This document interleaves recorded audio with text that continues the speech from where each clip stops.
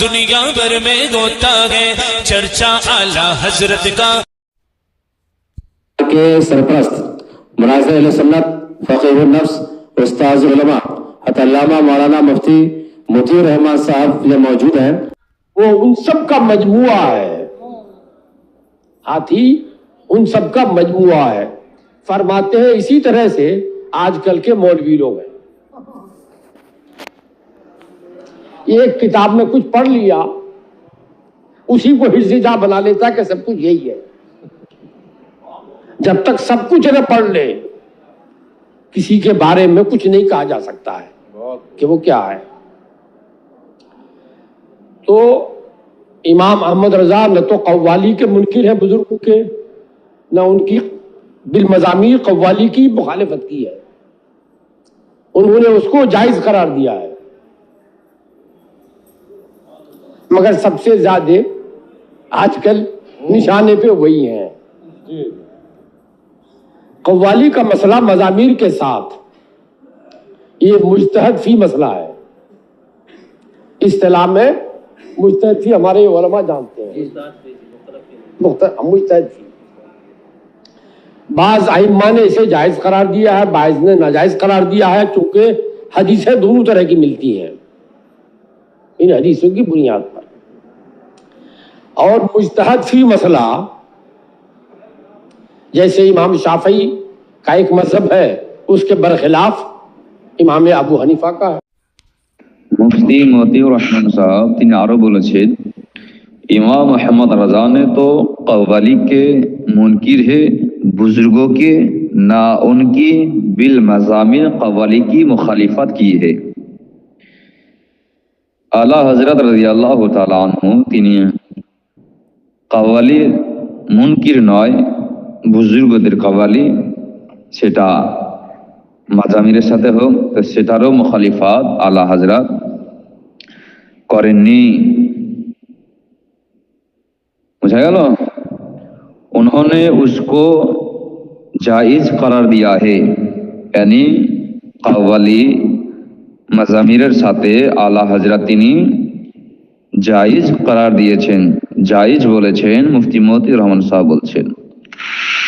मगर सबसे ज्यादा आजकल निशाने पे वही है, किंतु आला हजरत রাদিয়াল্লাহু তাআলা আনহু সকলের কাছে নিশানি একটা ধরে নিন। যারা কাওয়ালি বাজনার সাথে বাজায় তাদের কাছে আলা হযরত রাদিয়াল্লাহু তাআলা আনহু মুজরিম দোষী মুফতি মতিউর রহমান সাহেব বলেছেন। তো এখানেও রং কথা বলেছেন যে বুজুর্গদের কাওয়ালিকে জায়েজ বলেছেন, জায়েজ করার দিয়েছেন, মুখালিফাত করেননি, এটাও রং কথা। ফাতোয়া রিজভিয়া শরীফের মধ্যে আহকামে শরিয়াতের মধ্যে স্পষ্টভাবে বলেছেন মাজামিরের সাথে কাওয়ালি নাজায়েজ ও হারাম। मुफ्ती मतिउर रहमान साहब आरो बोलेছেন कव्वाली का मसला मजामिर के साथ एक मुजतहिद फी मसला है।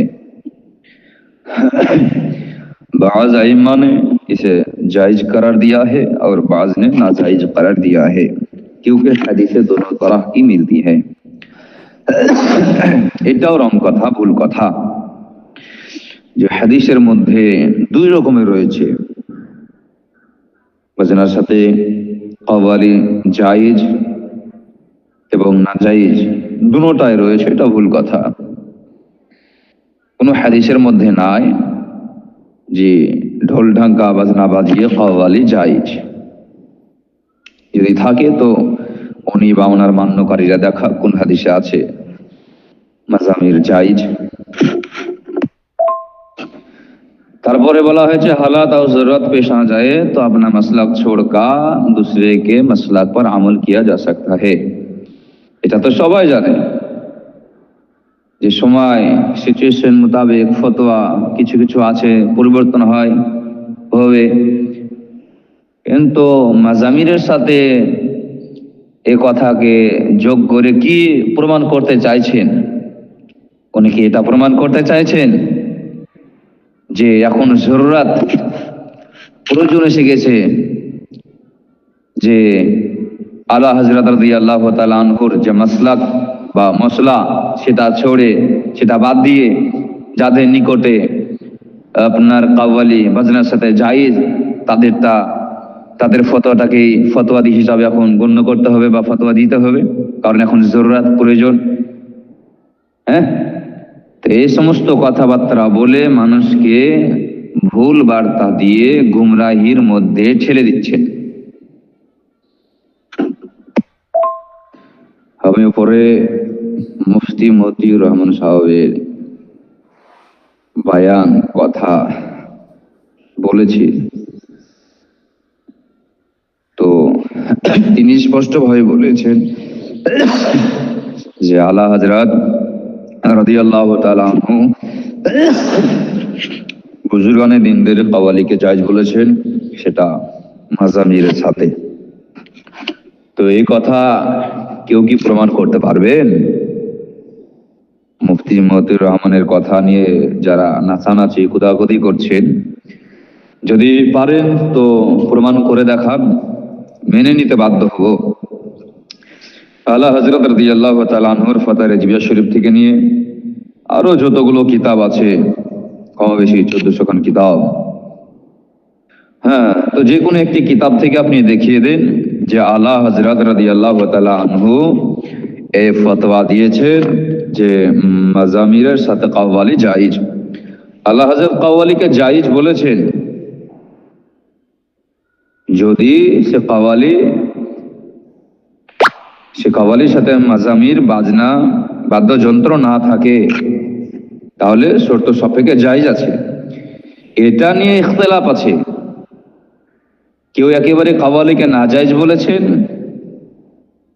বাজনা থাক বা না থাক কাওয়ালি নাজায়েজ। কেউ বলেছেন কাওয়ালি জায়েজ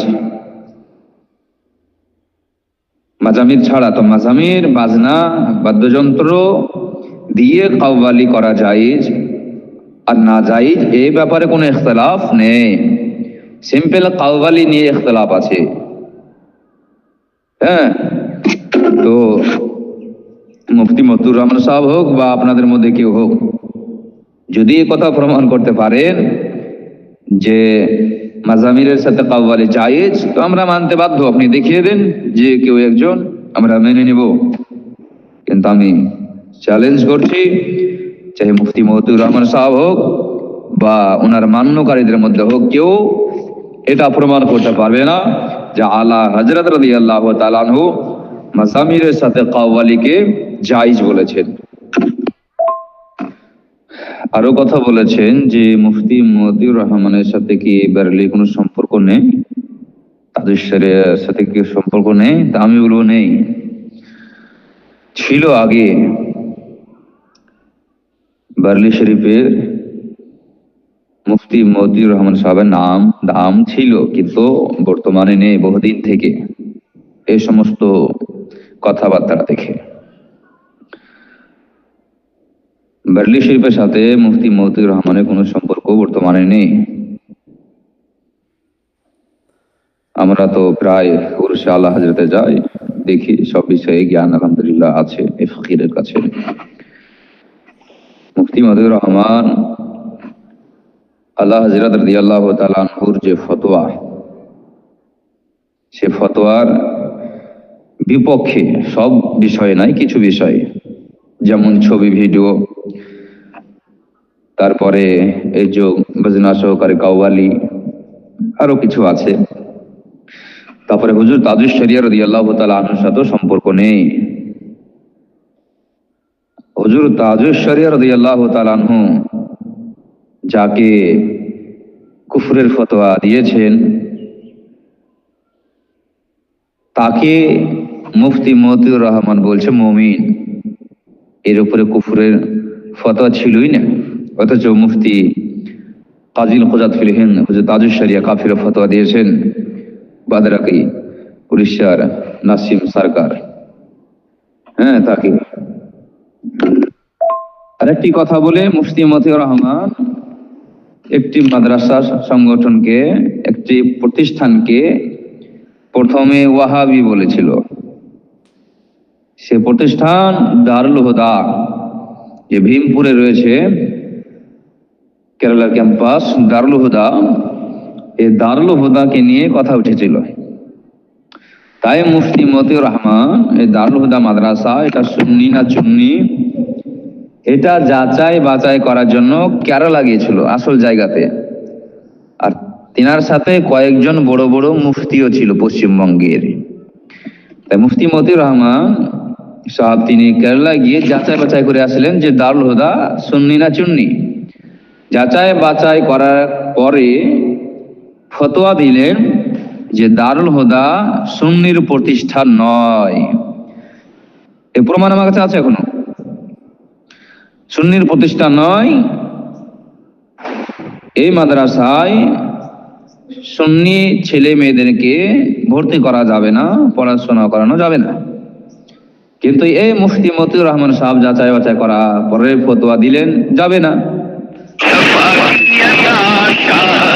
কোন ওয়াহাবিদের প্রতিষ্ঠান হবে। কিন্তু এখন ফতোয়া দিচ্ছেন যে এটা সুন্নির প্রতিষ্ঠান। তো আপনি কোনটাকে মানবেন? আগের কথা না পরের কথা?